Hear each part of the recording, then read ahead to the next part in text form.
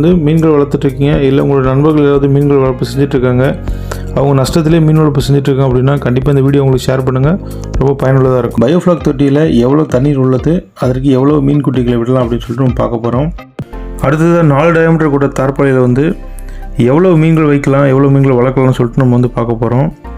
இதில் பார்த்திங்கன்னா மீன்களுக்கு ஏற்ற மாதிரி மாறுபடும்.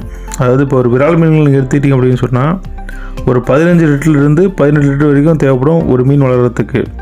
இதுவே கெண்டை மீன்கள் நீங்கள் எடுத்துக்கிட்டிங்க அப்படின்னா 10 லிட்டர்லேருந்து 12 லிட்டர் வரைக்கும் தேவைப்படும் மீன்கள் வளர்வதற்கு. அப்போ ஒரு 4 டயாமீட்டர் தொட்டியில் பார்த்தீங்கன்னா 17,500 லிட்டர் தண்ணி குழாயில் பிடிக்குது அப்படின்னு பார்த்தீங்கன்னா இது ஒரு மீனுக்கு 18 லிட்டர் தண்ணி தேவை அப்படின்னா 750 மீன்கள் வந்து அதிகபட்சம் நம்ம வந்து இதில் விடலாம். இதில் பாதுகாப்பான அளவுன்னு பார்த்தீங்கன்னா ஒரு 600 மீன் குஞ்சுலேருந்து ஒரு 700 மீன் குஞ்சு விடுறது வந்து ஒரு போதுமான அளவாக இருக்கும்.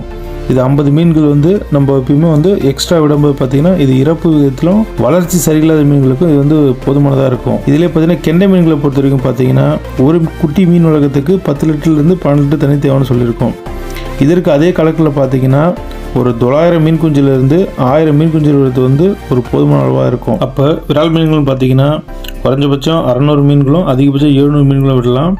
இதிலே பார்த்தீங்கன்னா ரோகு கட்டல்னு சொல்லக்கூடிய மீன்களை பார்த்தீங்கன்னா குறைஞ்சபட்சம் 900லேருந்து அதிகபட்சம் 1000 மீன் குஞ்சுகளும் விடலாம்.